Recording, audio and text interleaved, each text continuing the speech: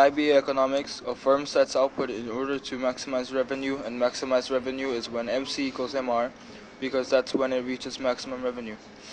To explain that not all firms set output that way, some firms have different goals, such as just working to the profit goal and not working more, because they can just take the rest of the day off. Today we will look at the example of taxi drivers in New York on a rating day where firms have a different goal.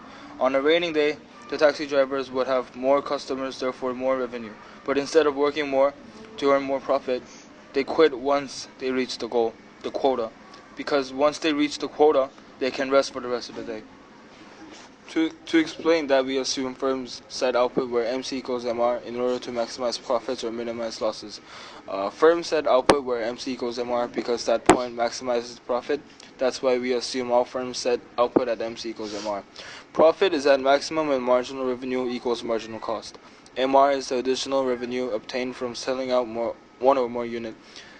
Marginal cost is the additional cost incurred from selling one or more unit of output.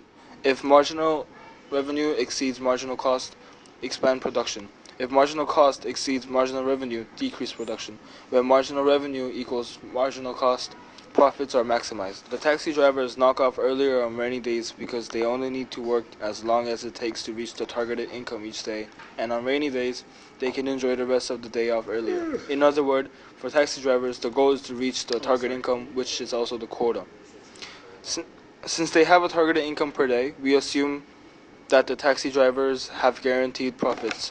The marginal costs for them are the time consuming and gas usage, while there is no marginal revenue. Hence, to maximize profit, the drivers will choose to stop producing the service once they reach their goal. The strategy makes sense for the drivers, yet it is not most effective strategy in the long run. In order to reduce the cost as much as possible, the drivers should work as many hours as possible on rainy days and take more time off on sunny days, since the opportunity cost on rainy days are smaller. No need to wait for the customers.